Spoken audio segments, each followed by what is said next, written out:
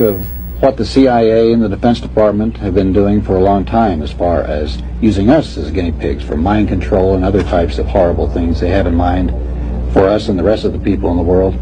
What are some of them? Well, it started out basically with the CIA doing experimentations on their own men to discover if they could get rid of agents who were going to quit the department and still had classified information. So they utilized different types of drugs and pain and hypnosis and electric shock to try and get the guys to forget. Then they also did experimentations to using different chemicals to see if you can induce a person to commit a crime or induce him to do that or to do this. Of course, the CIA claimed that it didn't carry it through. The documentation we got was actually that they did that. Then we came across the overall project called MK Ultra. Its earlier code name was Artichoke, and that included 149 sub-projects. And those sub-projects range from what I just described to open-air testing in the United States, experimentation on prisoners, experimentation on soldiers, experimentation on college students. Would these people know they were being experimented on and gave their approval? No. The United States government has been waging a silent war against its citizens. Not a war with tanks, bombs, or bullets, but a war with silent weapons. Experimentation, chemical and biological warfare, social and economic warfare, psychological warfare through propaganda and entertainment, and much more. Every facet of the U.S. government has been infiltrated with bad actors, foreign and domestic. Every day we allow them into our homes, our minds, and our souls, we become more destitute, to the point our thoughts, our bodies, and our children are no longer ours. Instead, they belong to the state, a wicked totalitarian state, ruled under a scientific dictatorship where they openly and covertly commit crimes against humanity. They must be stopped. Are electroparasites that they have introduced into us. Electroparasites, they're cellular micro devices. And apparently they're in all the different vaccine types, and they're just floating around. They seem to congregate, they do different things, they seem to be able to wiggle, and some are fibrous, some are glowing in different colors. They're employing properties of what you find in nanotech anyway. And the Morgellons people were finding this in their bodies, and they were suffering extremely. Some of them had giant lesions that let out, I hate to say this because people are going to think I'm crazy, but you can watch my videos on YouTube. They're still up there and all over, from chemtrails to pseudo-life. So the people were issuing from their bodies, in some cases, bits of bark, twigs, leaves. These were life forms that the bodies were making from this assembling material. Well, let me just say a couple things here, Sophia, as we continue this incredible conversation about what's happening to humanity, this anti-human terroristic plot to destroy humanity and to make people transhuman. My friend Firemedic 8, whose video is there at the top of the phaser.com as we're having this conversation, in a different video, he likes to study all sorts of different things, you know, what's in the air, what's in the water. He put out a dish, and then the next day he took a look at what was in the rainwater, and he found these Morgellons-like structures in rainwater. I don't want to startle anyone, but it really does seem like these things are kind of everywhere. Microwave radiation pulsing through our urban world today could very well be the newest phase of a giant experiment. With the signing of the Atomic Energy Act in 1946, the Manhattan Project became the Atomic Energy Commission, which created the Joint Committee on Atomic Energy. This was an independent, all-powerful congressional entity, the most powerful secret committee in modern history, free from oversight and with legislative authority. It was done away with in 1977, the same year the Atomic Energy Commission was renamed the Department of Energy. Today, the Department of Energy is known as the Department of Energy and Environmental Protection, DEEP, D-E-E-P. Its ostensible focus, exploring production of energy for the welfare of the planet and protection of the environment, when the environment is really being taken apart and changed. The material scientists and doctors have discovered in these parasitic nanobots is called graphene oxide. And when it enters the human body, it causes lung inflammation and oxidative stress. It can also trigger immune cell activation and blood clot formation. This material has been found in rainwater, food, clothing, vaccines, and blood samples taken from humans and animals. This is another example of a covert experimentation and crimes against humanity. This is part of the silent war that your government and the conglomerate corporations have waged against you. We must take back our lives. We must take back our country. We must take back our world. This nurse was in that group. About 17 minutes after receiving the shot, she took questions from reporters, and then this happened. Really? I'm sorry, I'm feeling really dizzy. I'm sorry.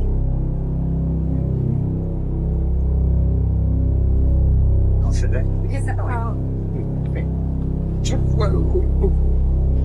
I don't mean to brag, I don't care, but I want you to know, double vaxxed, booster, flu shot, and I'm gonna be honest, I have the shingle shot too. And I still get my period. What? Yes! Traveled, went to Mexico twice, did shows, meet and greets, never got COVID. Clearly, Jesus loves me the most. Seriously. So nice. So nice.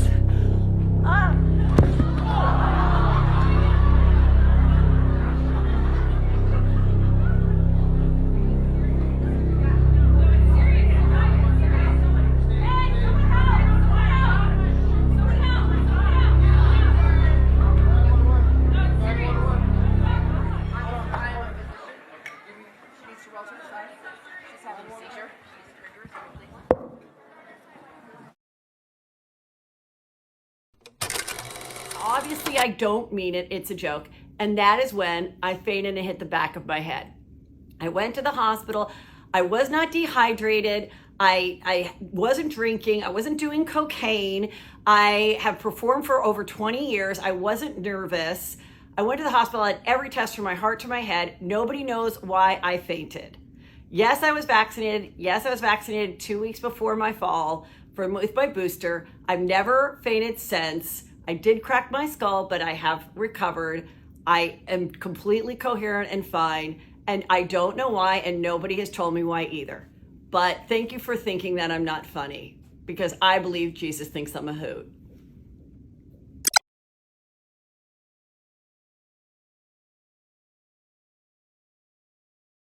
None of these injections were ever approved because of the death and illness of the animals in the studies. So not one of these mRNA vaccines were ever licensed because either all of the animals died or half of the animals died. And so I said that if they started making these mRNA and putting them into clinical trials, that many people would die. Not just immediately after the injections, but in the months and years to come. And what we're now seeing is that there are deaths happening, but they are from people who have been injected with these mRNA injections. So this is what we're seeing now.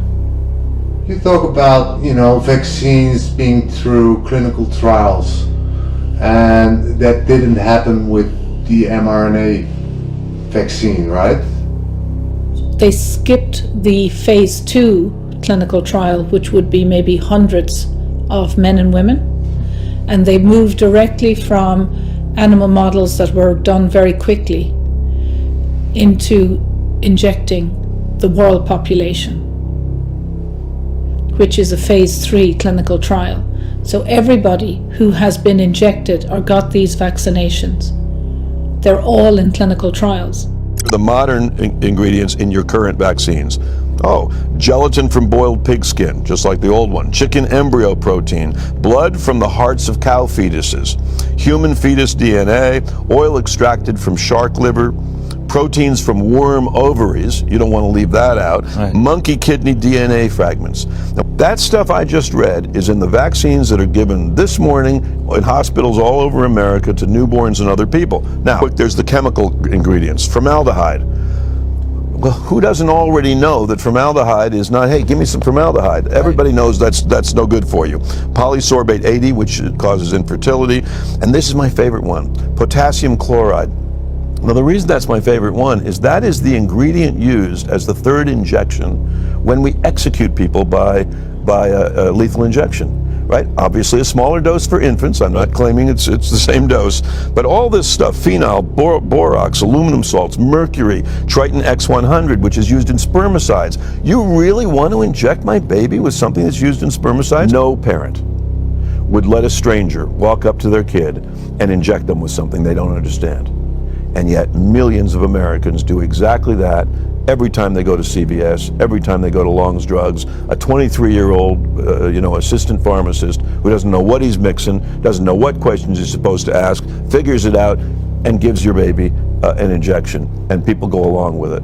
Everyone who takes the vaccine is not just protecting themselves, but reducing their transmission to other people and allowing society to get back to normal. We can kind of almost see the end. We're vaccinating so very fast. Our data from the CDC today suggests, that vaccinated people do not carry the virus, don't get sick. Getting vaccinated and getting a booster shot when eligible can save your life and protect you and your family and friends from getting seriously ill and spreading infection. What do you think the probability is? 80%? Personally, I think it's 100%. I think that there's a reduction in transmission. Right. Essentially, vaccines block you from getting and giving the virus. If enough people get vaccinated, it actually halts transmission. You're not going to get COVID if you have these vaccinations. We have all the vaccines we need. We just need our people to take it. A, for their own protection, for the protection of their family, but also to break the chain of transmission. You want to be a dead end to the virus. So when the virus gets to you, you stop it. You don't allow it to use you as the stepping stone to the next person. Now we know that the vaccines work well enough that the virus stops with every vaccinated person. A vaccinated person gets exposed to the virus does not infect them. The virus cannot then use that person to go anywhere else. It cannot use a vaccinated person as a host to go get more people. That means the vaccines will get us to the end of this.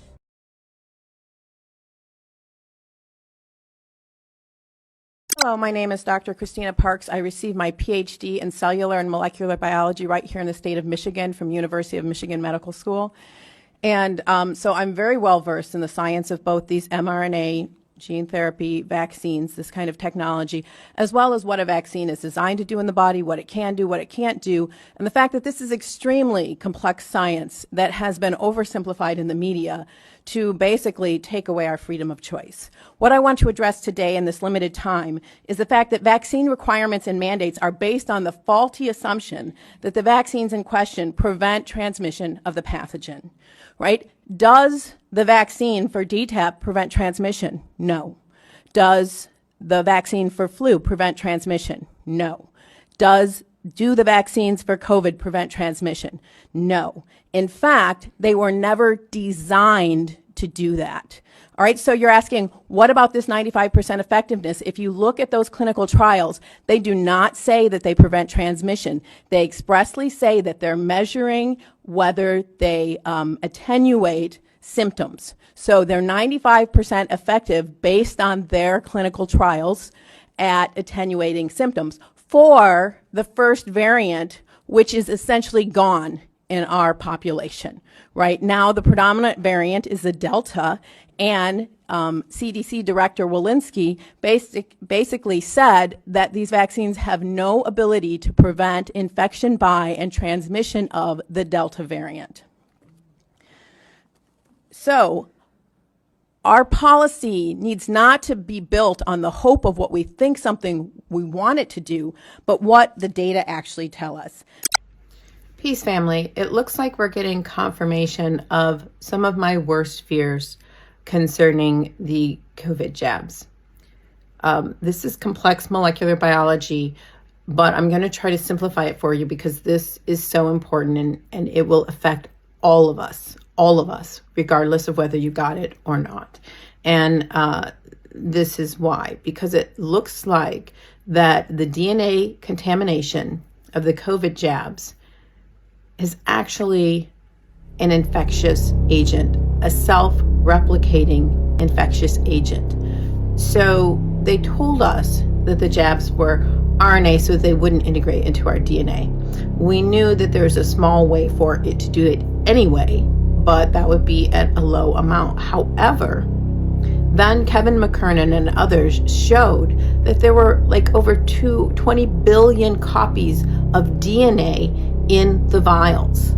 And so that you were being injected with billions of copies of DNA coding for the spike protein. Some of it was chopped up and maybe some of it was whole. So my question is in molecular biology, if it was whole, if it was the circular plasmid DNA coding for the spike protein, that replicates inside bacteria. What would prevent that from actually getting into the bacteria, replicating in the bacteria, and then spreading our bacteria back and forth because it gets in our GI tract and our guts and our nose and our throat. And so we'd spread these bacteria that have the circular DNA that codes for the spike protein, and those plasmids replicate inside the bacteria, making more and more, and they could be making spike protein in your gut. Not only that, these plasmids contain a human replication origin. That's the SV40 promoter that actually targets them to the nucleus of human cells where they can then replicate and integrate into your DNA, causing all sorts of mutations. This was all theoretical. However, Kevin McKernan, in some preliminary findings, said that they isolated some cells from a tumor and found that there were more than 100 copies per cell of plasmid DNA coding for the spike protein. So not only was it integrated into the DNA, there were hundreds of copies of this self-replicating infectious agent that codes for the spike protein. This person had been 4 times jabbed. A year later, got cancer. They biopsied it. 30 days later, he died. They biopsied it again. So this is the tissue that they're working with. So they still have to confirm some of these data, but these data are basically confirming my worst fears that this is a self-replicating and infectious agent that can be spread among all of us in the population, and it can move between bacteria and human cells. It can replicate in either, and it's targeted to the nucleus of human cells where it has a very, very strong promoter that also helps it integrate into your DNA where it can cause mutations, and those mutations can lead to cancer. And the spike protein is extremely inflammatory and is going to fuel a cancerous tumor as well. It's going to fuel that inflammation that sort of feeds the fire of cancer. This is really bad news for all of us. And so it means that we really, really are going to have to be super proactive about our gut health.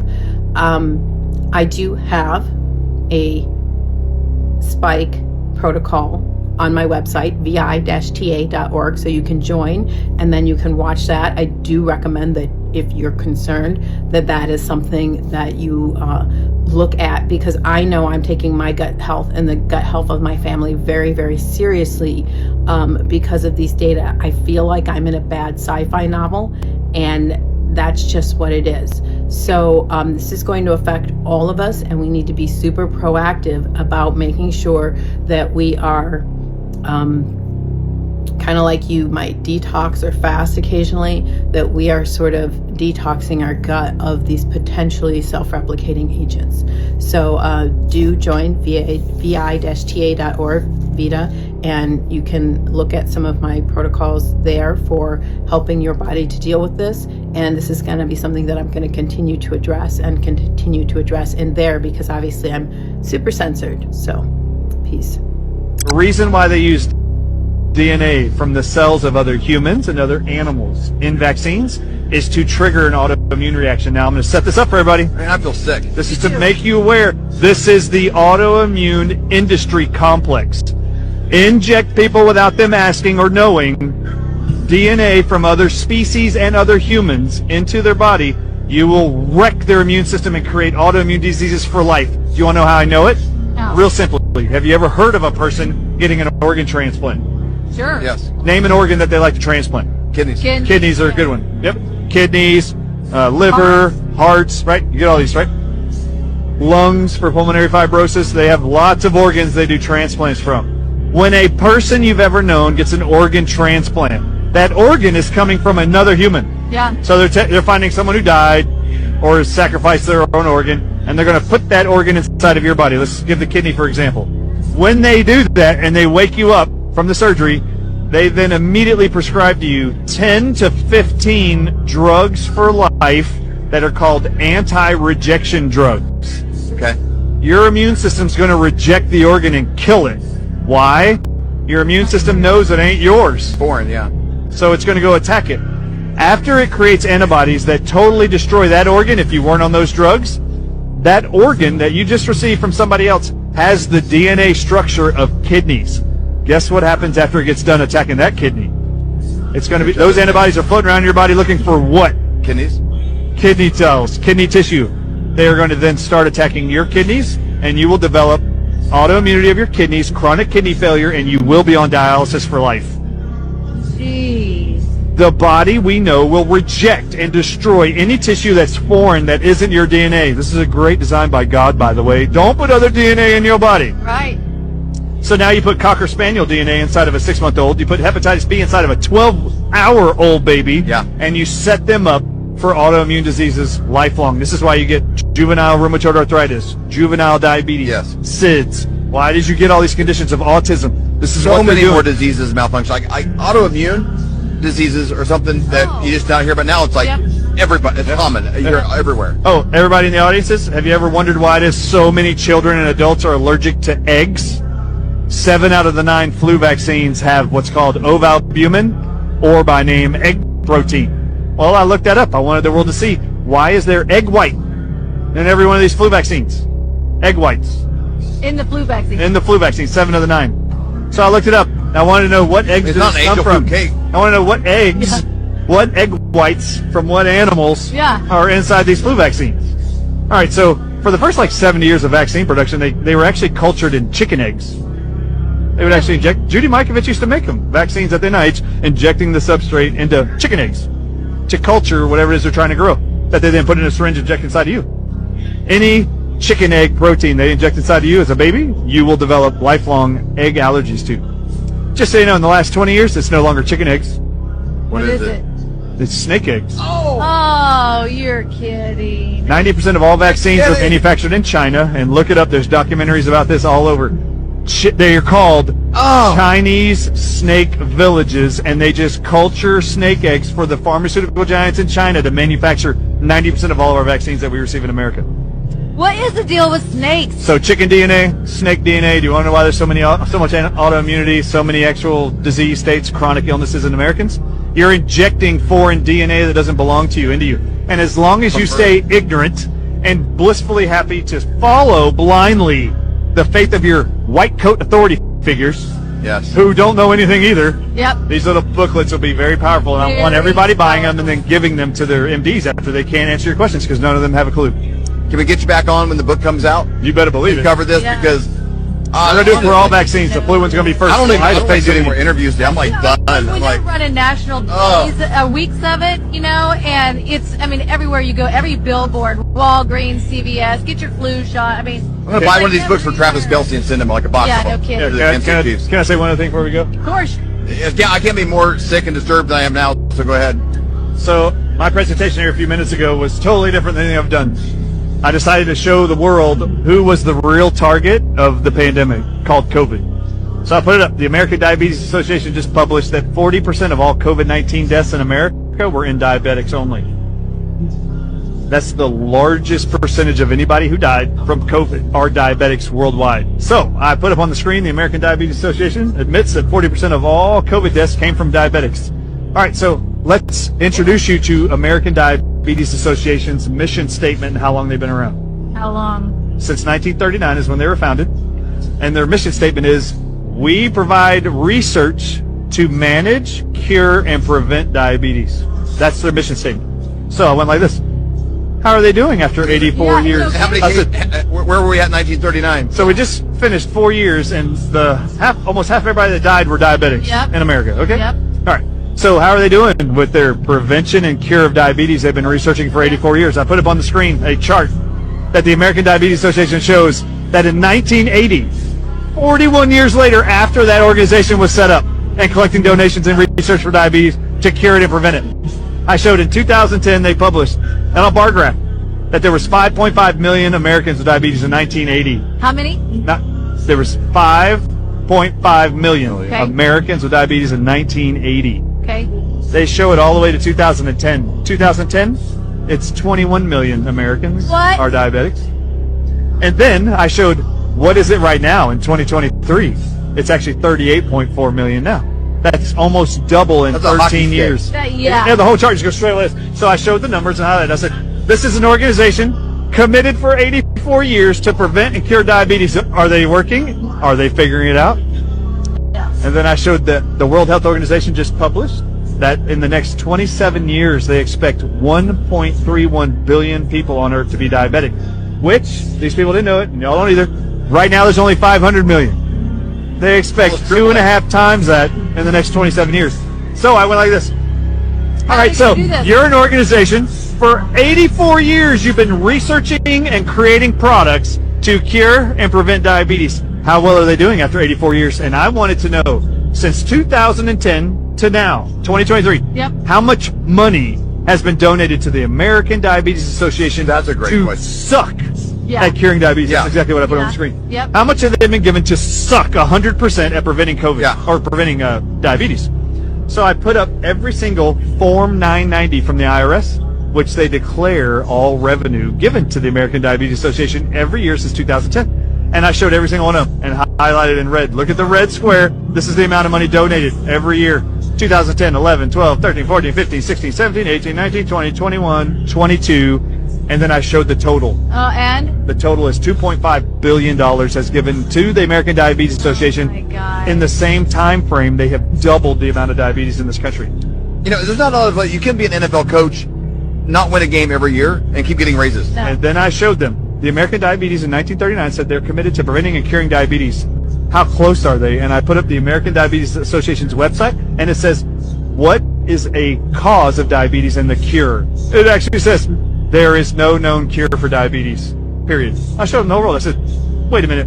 We've been giving this organization for 84 years billions of dollars to solve one problem. And then I said on the screen, how many of you do you think would be paid by your employer for 84 years to solve a problem specific to your audiences and customer base, and you never came up with a solution for 84 years? Would you still have a job? No way. And they all said, you would be fired. That was the next thing on the screen. Nope, you would be fired. You wouldn't have a job. So this is when I showed them how much money they've been given. Then I showed a list. Currently, the medical profession actually has a list of all incurable diseases they know of. And on that list is cancer. So my last part of this presentation was, well, if cancer is still not curable, how long has the American Cancer Society been investing donations and research to look for a cure for cancer? What year? They started in 1913. Really? And then I showed just the last 3 years worth of donations to the American Cancer Society, who publishes There Is No Cure for Cancer. I just showed them. It is $4.5 billion have been donated in the last 3 years alone to a cancer organization who has no effing clue yet how to solve the problem. They've created an organization to research. So I set up on the screen, and everybody watching at home, please, for the love of God, stop giving money to the American Cancer Society, American Diabetes Association, any medical foundation. There is no known published cures of any of them. and we're giving them billions of dollars, and they are continuing to allow the problem they're professing to be looking for a fix for. They're not interested in that. So I put up on the screen, you want to donate your money to somebody? Donate to the Healing for the Ages group. That's 4 doctors who in 2024 will start doing research studies and proving to you we can reverse diabetes and cancer. And it's not going to cost billions of dollars. You just tell all your corporations and yourself, you want to make donations? Go to this donate button at healingfortheages.com. We, in January, are all meeting in Arizona to discuss the research studies we're going to do in preparation for our September conference. And we're going to bring those people up that we help cure and reverse diabetes, cancer, autoimmune disease, you name it. Watch. We need funding. They do not need funding. Yes. That's right. My last slide was Albert Einstein said, doing the same thing over and over and over, expecting a different result is insanity. It's insane to give these companies any more donations or money when in 84 years and 113 years later, there's 0 solutions for it. Such a great point. Okay, so you can go to healingfortheages.com, donate there. There's a donate button at the top. If Donate. you want to learn more about the flu shot, go to DrArtistShow.com. DrArtistShow.com. DrArtistShow.com. We'll put the links to that down below, as well as the link to your speech up today. So much The fun. best. We learned a ton. The best. Did you learn anything? Thank you so much. Heard most of the things that you've heard today is because the media is in collusion with whatever the powers that be in preventing you from getting that information. All right, next question then. Let's talk about the monster in the room, spike protein and cancer mechanism potentials. How many people in this room, after the rollout of the injections, have a friend, a colleague, a patient who had an unexpected cancer or very aggressive cancer? Please, show of hands. Wow. Let the record show, for those who can't see the room, that that's more than half of the room. The cancer rates are off the charts and growing, and it's really unfortunate.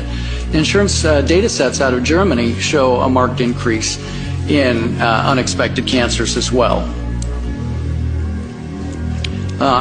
Colleague Dr. DeGlige, oncologist in the UK, met with him a couple months ago. He's seeing astounding numbers of very aggressive cancers in his population. Now, this is somebody who's been doing oncology for 40 years.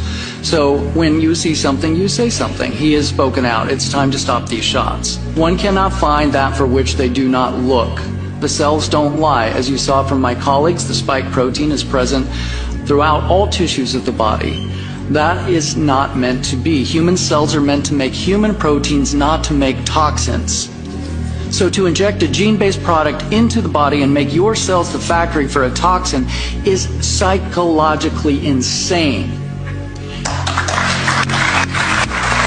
Everything that's been going on in the 2020s, including some of the wild conspiracy theories about you and vaccines, does the world still make sense to you? You know, things don't always go in a straight line. And if you'd said to me that at a time where we've cut child to death in half since the turn of the century, and the main reason for that is vaccines, and we did save millions of lives during the COVID pandemic because of vaccines, that if you said their reputation would be more confused today than ever, I would have said, are you kidding? You know, somebody with a kind of logical view like I try to have, you know, it is confounding that you have those conspiracy theories.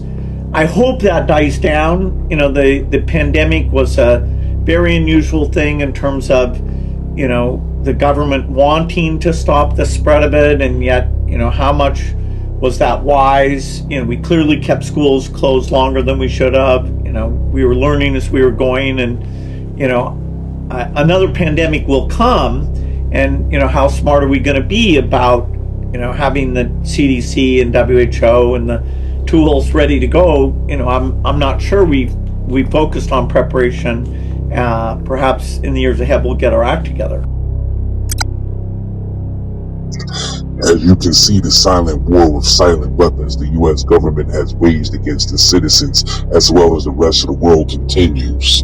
The poisoning and mass genocide in unimaginable numbers is being covered up by a scientific dictatorship, where the so-called elite dictates what we should put in our bodies and in our kids' bodies. The cancers, the autoimmune diseases, the diabetes, the heart conditions, The chronic kidney diseases, the hypertension are all caused by the chemical biological warfare that's been waged against us while we were sleeping in our ignorance. We need to stand against this system and demand justice. Our corrupt politicians and government officials and corporate heads needs to be stripped of their powers and charged with war crimes against humanity. But this is just the tip of the iceberg. There's a lot more information to come in a part 2 of this video. So please stay tuned, because this will be an ongoing series. If you haven't already, please subscribe to the channel and like and share this video. Also click the notification bell to be notified when we publish a new video. And while you're at it, check out our nightandayherbal.com shop, where you can purchase organic CBD products such as gummies, pre-rolls, vapes, and cigarettes. We also carry natural soaps and body oils and homemade chemical-free herbal hair care and skincare products, as well as detoxes and wildly grown organic sea moss. Again, that's nightandayherbals.com. That is nightandayherbals.com. The link will be placed in the description box below this video. Thank you kindly, and keep fighting the good fight. If you crave nature but still shop online, Night and Day Herbals is your dream come true. Discover premium herbal soaps, shampoos, and CBD products. All organic, all for you. Shop now at nightandayherbals.com.